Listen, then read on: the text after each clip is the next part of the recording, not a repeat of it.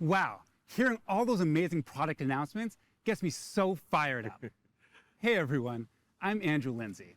I lead business and corporate development at HubSpot. And I'm really pleased to be here with Yamini and Brian to chat with you all today. Good to see you both. Great to see you. Good to be here. Great. And I wish we could be in person with all of you. But live from Boston, it's Inbound 2021. Now, Brian. Yes. Let's get right into it. I got a question. It's actually for you first, Brian. And it's something that has been top of mind for me. And I know I'm not the only one wondering about this. Okay. Many people are wondering about this. You had a snowmobile accident, 13 broken bones. Yes. Many surgeries. Yes. Long recovery time. What did you binge watch during all that time? You started off with a hard ball. There was one show that I get into during my healing period. It wasn't a super popular show, and it was a little heady. You probably didn't see it, Andrew. Try me. Ted Lasso? Ted Lasso. I know Ted Lasso. Oh, you do? Okay. I know Ted Lasso. But you know who really loves Ted Lasso? No. Dharmesh. Oh, Dharmesh yeah. loves Ted Lasso. Yeah, geeky minds think alike. Well, now that we've given people and myself Really what I really wanted to know, Yep. I'd love to hear about some of the changes and some of the transitions, right? And Yamini, I'd love to hear about what that was like when you first got the call and learned that you're going to be the CEO of HubSpot. Well, first off, Brian, so glad that you're back and you are stronger than ever and you're back in full force. So that's great. And by the way, I love Ted Lasso. I haven't watched the season finale of the last season, so no spoilers this week from anybody. All right, we'll be I just careful. want to keep it clean. And I think it's a requirement to be a Ted Lasso fan, to be on like HubSpot's leadership team. But Andrew, the call that Brian and I had, it was surreal. Brian calls me up one evening and we start chit-chatting. We're going back and forth and then he says, we need to talk about our relationship. The dreaded words, you know. I was like, oh no, where's this going? And you know what he does? He actually like whips out a presentation and starts walking me through his decision-making process. And this is the first time that my boss has ever actually presented to me. So, you know, I was very emotional.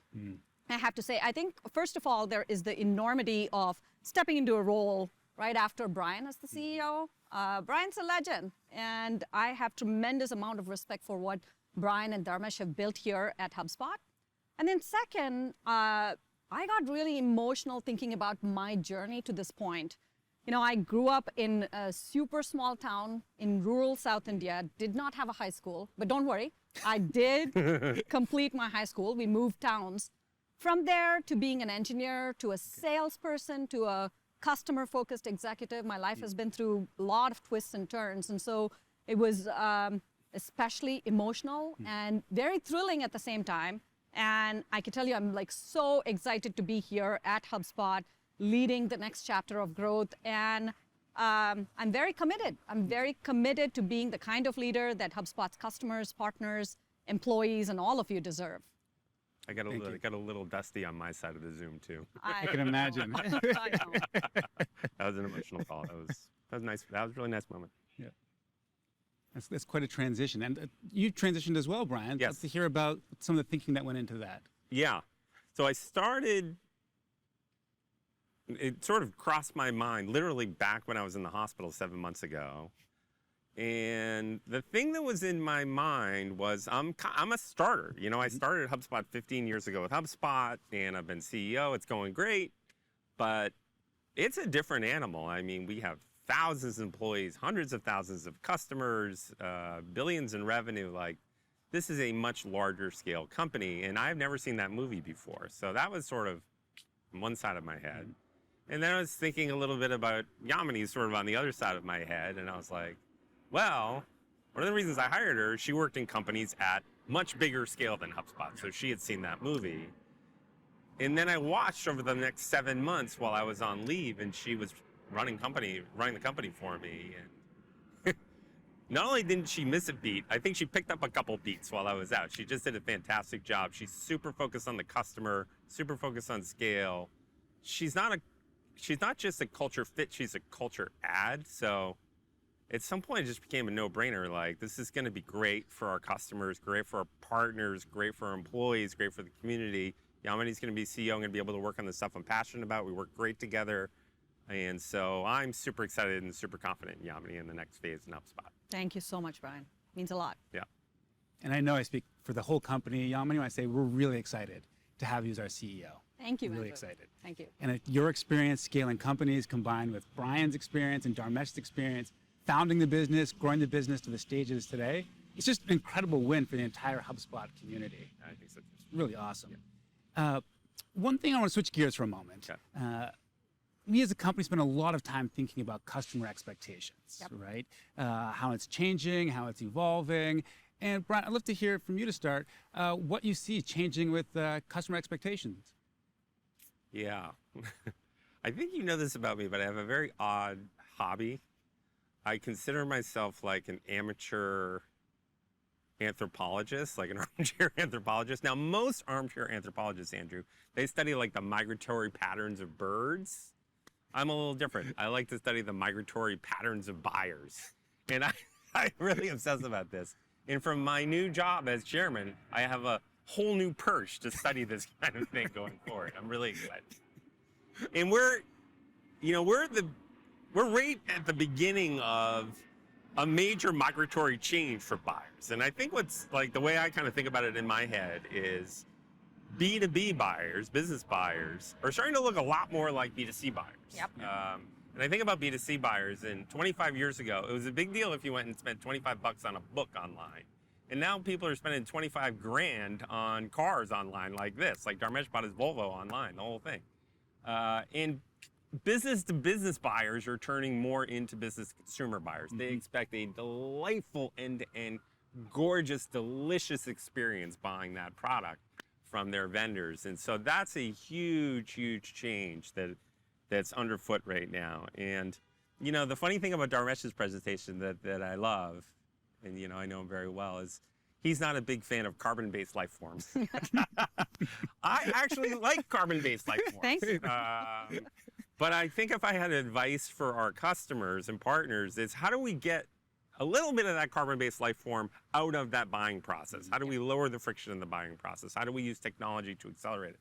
And how do we enable them to create those delicious buying experiences for their customers? And I think everyone's got to move from this old school way of thinking that it's a very linear, funnel-based go-to-market model to a very circular, flywheel-based, not go-to-market model, but, you know, customer experience model. So I think we're at the beginning of that shift. And companies that are forward-looking that can take advantage of that, I think will thrive in the next 5-10 years. Got it. Very interesting. And I got to tell you, I love carbon-based life forms. And the fact that we can be sitting here together as carbon-based life forms, it's really awesome. You know, Dharmesh isn't here. I know. Not a surprise. For a reason. And now, Yamini, I want to ask you, because I know you talk about customer expectations, and you're customer obsessed, right? I've seen this, and we've talked about it. Yep. Could you share a little about what you see changing with customer expectations as well, what you've observed over the last year as part of your looking at customer experiences? Absolutely. I mean, look, I'm a lifelong learner, and I think I learn as much from great experiences as I learn from not so good experiences. And in fact, in many ways, I think not so good experiences teach you. They teach you what not to do. So I have an example, a less than stellar example for you, Andrew. Okay. A dream turned nightmare situation. It started with a dream. And the dream was to convert our home into solar. And I was very excited about this. We started working with this company whose name I shall not name, okay?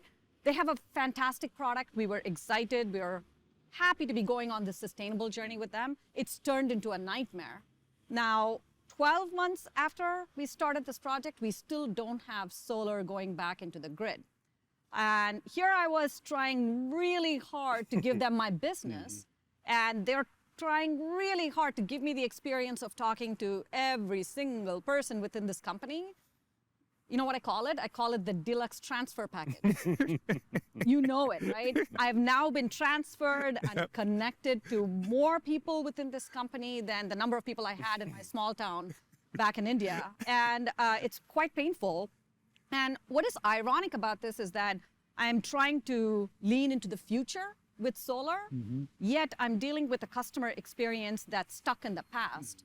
And what I have observed and learned from this is that companies that grow very rapidly, they end up in silos. They end up in very disconnected places where they therefore expect me, the customer, to become the bridge across their systems, the departments, and the people. And that lends to a really poor customer experience. And so for all of you customers out there, as you're thinking about this, the one thing I would share is that always look at it from the customer perspective, not from a function or department perspective. And that's certainly something that we think about deeply here at HubSpot. Yeah, it sounds like a real abuse of power, Yamini. Okay, that's funny. Brian, if I may, Yeah. you mentioned being an anthropologist, Yes. right? Could you put Amateur, that, by the way. Amateur Amateur. anthropologist, but an anthropologist nonetheless. If you could put that hat back on for just a moment and discuss about some of those patterns that you mentioned and Yamini kind of mentioned, and kind of extrapolate from that into the future of HubSpot and future of HubSpot CRM. Yeah. You know, I think of HubSpot, Andrew, and it's really two chapters in HubSpot. Chapter 1, the aha dimension I had was that humans were sick and tired of being marketed to and really good at blocking it out. Yep. And we created a new methodology for them inbound.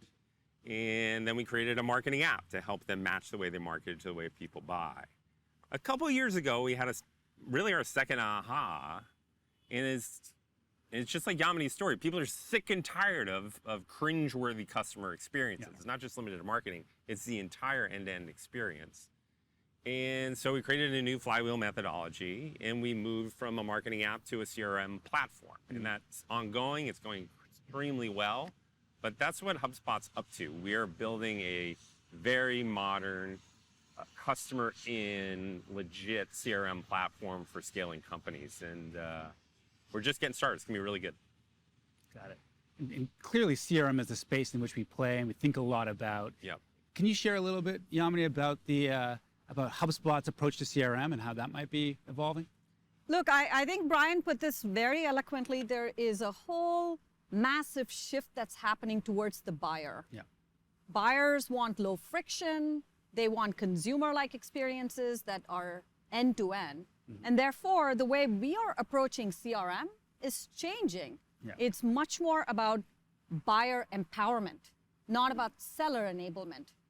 I started in CRM a couple decades ago, and at that time, if I needed to call a customer, I actually pulled out a contact card, that's what it was called back then, and I would dial, and it was back then. And so that is what customer relationship management meant, and it was for me, the seller, way back then.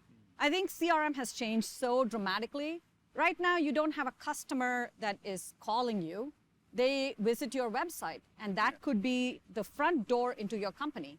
Or they could, without even talking to any human within the company, they could download a free trial of your product, and they can actually experience your company and your product through that. Or pretty late in their buyer's journey, they may do the more traditional thing and call a rep. It is about making that journey great. So CRM is now all about providing something that is connected, that can delight the customer in the journey that they take with you. And as Brian mentioned, that's been our chapter 2. That's what we've been focused on. We're really laser focused on that buyer empowerment, not seller enablement. And we're really focused on having that magic, creating that magic companies can provide for their customers. I love that. The magic. That's Magic. what we're focused on. I like right. our mesh's customer relationship magic system. I might Like stick. that. I might stick. Yes. I like that. I like that. And speaking about some of the magic, we heard a series of really exciting new product announcements. Yes. Right. I'd love to hear about your thoughts on those and what particularly excites you about HubSpot's product feature. Well, Andrew, as a parent, Yeah. I always get asked, who's my favorite son, and I never fall into the trap. So I am not going to fall into that trap, and I think we've had some amazing product announcements and launches today. They're all very exciting. But I will highlight 3, which I think are going to have the most impact for our customers. The first one is HubSpot Payments. This is big. B2B buyers have a long way to actually catch up to providing a very customer-centric buying experience. Think about your latest Amazon purchase or my Chewy purchase, your Warby Parker purchase. So our vision is to help B2B companies sell touchlessly to their customers, and we want to be able to do that. And we also want to make that rep-assisted selling motion, the last leg, the last mile of that sales process, just smoother.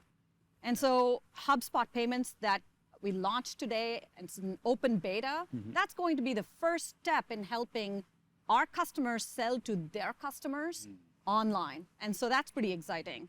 I think the second I have to talk about is Ops Hub Enterprise. That's another huge one.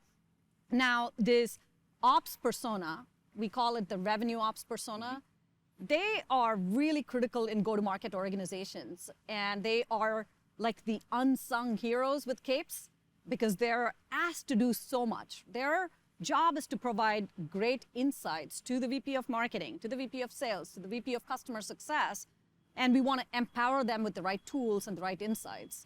And earlier this year, we launched Operations Hub Starter and Pro, and that allowed these operations professionals to get all of the data from their entire tech stack right into HubSpot and also automate the workflow. So in November, when we launch Operations Hub Enterprise, it's going to be all about reporting. What do you do when you have the data and when you have the workflows? You start driving insights out of it. And so we're squarely focused on reporting and squarely focused on data. And I'll tell you, as a former operations professional, I'm just like giddy with excitement. It is going to be so powerful for these folks. The last quick one, I'll make it really quick, is Service Hub Customer Portal. This is going to streamline the communication between companies and their customers. Customers are now going to be able to look at all of the interactions that they're having with the company. Simple, powerful, streamlined. So I'm very excited about all of these announcements that we made today, and it really takes a massive leap forward in terms of offering a connected, customizable, customer-centric CRM that's going to help scaling companies a lot. I love it. I agree with all that. HubSpot's product organization is on fire these days, and we're just getting started. There's much more coming. It's really impressive what they're doing. Yeah, clear path to customer magic, right? Yes. Excited, yeah. You're talking about the product organization being on fire and this is just getting started. Yep. Can you share a little bit more as you think about what the future of HubSpot CRM it may look like? Yeah, I've been watching the CRM industry literally since 1990. I remember my first sales job out of school installing with floppy disk a contact management system to track contacts. So that was my first use of it. But I purchased CRM many times. I've implemented CRM. I've used them all. And there's a tried and true playbook for how you build a CRM company. And it basically goes like this, Andrew. Like, you start with SFA, you get a little bit of traction, and then you start acquiring and cobbling and cramming and gluing and taping together tens of acquisitions, and that's how you build out your CRM suite. And that's how the industry has gone. That's how a lot of people think we should go. And I get a lot of advice, like, why aren't you just buying your way to a CRM suite? And the whole industry is zigging, we're zagging. We're not gonna follow what the big CRM vendors are gonna do. We're gonna follow there's a little company in California. I'm not sure if you've heard of them. They're called Apple. Yeah. And we're gonna follow Apple. What I love about Apple is it certainly scales, internet scale, but it's just such a gorgeous customer experience and such a gorgeous user interface. You unpack it and then you just feel something different. You connect it to the other devices, feels different. You use it, it feels different. And so we are crafters. Apple crafts those products with love. Yeah. That's what we're doing. We're crafting a CRM product in-house with love from the ground up. And I think our customers are gonna love it. Our partners are gonna love it. I think it matches the time. And if you're a normal company, I think you should buy it. Now, I will say this, I'll caveat it. If you're Walmart or you're like Delta Airlines, maybe you should buy one of those Franken systems. If you have like 100 developers sitting around with nothing else to do and you have millions of dollars, a pile of money with nothing left to do it, feel free, go and use one of those. But if you're a growth company and you want to get after it and build a modern customer experience, I feel like we're building exactly what those companies need. I'm really excited about it. Yeah, and we're building it by being Ziggy craftspeople. We're Ziggy craftspeople. Ziggy That's craftspeople. I like that. I like that. Now, before we come to a close, I just want to acknowledge the difficult time that it's been for a lot of people, right? It's been a difficult year, a difficult couple of years. I know each of you has had your own challenges. I've had my challenges. And with those come lessons and life lessons. And I want to ask, is there any life lessons that you'd want to share with the folks listening? Start with you, Brian. Sure. Mine's very personal. Back in February, as you mentioned, I had this terrible snowmobile crash. And I was lying in the snow, not confident that I was going to live. And running through my head was a Dalai Lama quote. And I'll probably get the quote wrong, but it goes something like, live a good and honorable life so you can enjoy it when you're an old person. And as I was running the tape of my life sort of through my head or the movie, HubSpot's a relatively large part of my movie. And I feel like we've built a good and honorable company. I'm proud of it. So I look back favorably on it. I think the Dalai Lama would have liked what I saw. But now that there's 7 months apart from that, or I guess it's 8 months, and I'm healthy now, I just look at it as like, there's so much more work to do to achieve our mission. Our mission is we want to enable millions of companies to grow better. Our mission isn't to enable thousands of companies to grow, it's millions to grow better in a modern, awesome way. And so lots more work left to do. The second thing I would say, and a lot of people at HubSpot know this about me, but I have my own personal mission. And you two are sick of me talking about this, but my own personal mission is I hope to build a company that my eventual grandkids, decades from now, will be so proud about that they're bragging about it to all their friends. And that underlies a lot of my decisions. It underlies a lot of the long-term perspective we take on things. It underlines the zagging instead of zigging. It's an important part of sort of my DNA when I think about the company. And so I hope when I'm an old, cranky, anthropologist in my rocking chair that my grandkids are crowing about HubSpot and I'm looking back at my life and feeling like I had an honorable and good life and that HubSpot's a big part of it. And I hope that for all of you out there watching, I hope that you can look back at your life and your career and feel like you had an honorable and good career that you're proud of and your grandkids are proud of.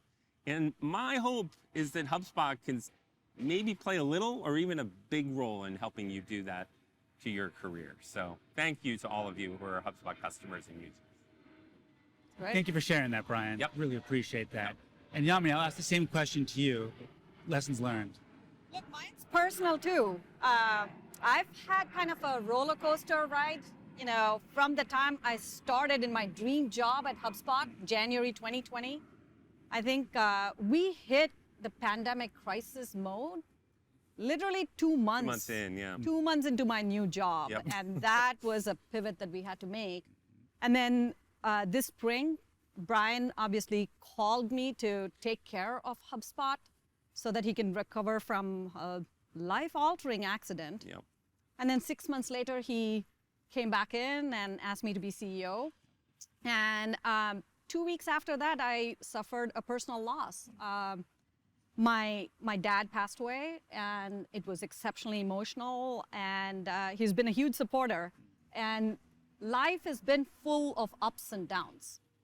Well, the only way I get through tough times, and there will always be tough times mixed with great times, is to care deeply and persevere relentlessly. That's been my life lesson. Now, as soon as we got into the pandemic, there was an ocean of uncertainty. People worried about jobs, their health, lives, livelihood.